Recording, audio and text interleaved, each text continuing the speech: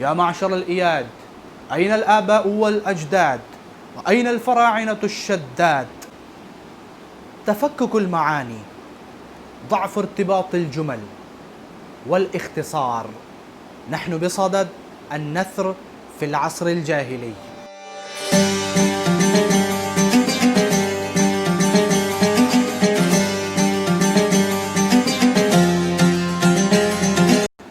بسم الله الرحمن الرحيم، والصلاة والسلام على سيد المرسلين محمد وآله وصحبه أجمعين، وبعد. أيها المشاهدون الكرام، السلام عليكم ورحمة الله وبركاته. أهلا بكم في الفيديو الثالث من سلسلة تاريخ الأدب العربي. وقد تحدثنا في الفيديوهات السابقة عن نشأة اللغة العربية وترعرعها والنظم في العصر الجاهلي. وقد ذكرت لكم في الفيديو السابق أن النظم ازدهر وقوي في العصر الجاهلي أكثر من النثر، لأن النظم يلائم طبيعة الإنسان مهما كان متحضرا أو غير متحضر. أما النثر فيقتضي أن يكون الإنسان متحضرا، ويقتضي أن يكون الكلام على ترتيب وتنسيق، وأن يفتتح الأديب كلامه بتوطئة وتمهيد، ثم يدخل الموضوع، ثم يختم الكلام وهو يقدم نتيجة استنتجها وقدمها في مقاله كله. أما النظم فلا يقتضي هذه الأمور، لذلك قلما نجد الأعمال الأدبية في النثر في هذا العصر. وكل ما نجده في هذا العصر من النثر هو الخطب والوصايا والأسجاع والأمثال السائرة والحكم، وهذه الأنواع من الكلام هي التي تمثل النثر في هذا العصر. ولكن إذا درسنا هذه الأنواع من الكلام، خاصة الخطب، وجدنا فيها التفكك في المعاني وضعف الارتباط بين الجمل.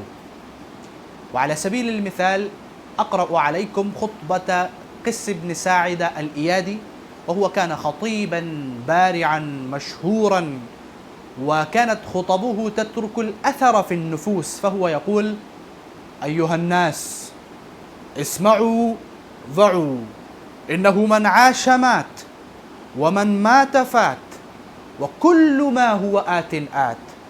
ليل داج ونهار ساج، وسماء ذات أبراج. إن في السماء لخبرا، وإن في الأرض لعبرا. ما بال الناس يذهبون ولا يرجعون؟ أهم رضوا فأقاموا، أم تركوا فناموا؟ يا معشر الإياد، أين الآباء والأجداد؟ وأين الفراعنة الشداد؟ ثم ينشد: في الذاهبين الأولين من القرون لنا بصائر، إلى آخر كلامه. فهل وجدتم في هذه الخطبة كلها ترتيبا ونسقا في الكلام؟ لا. وكذلك لا تجد الترتيب والتنسيق في أي خطبة من الخطب التي وجدت في هذا العصر.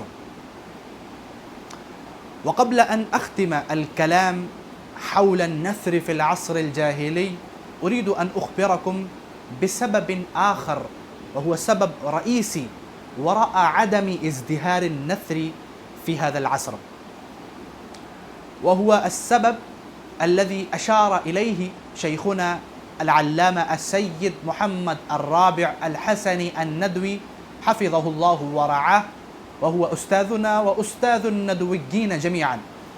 يقول في كتابه الأدب العربي بين عرض ونقد، وهو يتكلم حول النثر في العصر الجاهلي: لا يمكن للنثر أن يزدهر ويقوى في عصر لا توجد فيه الكتابة، لأن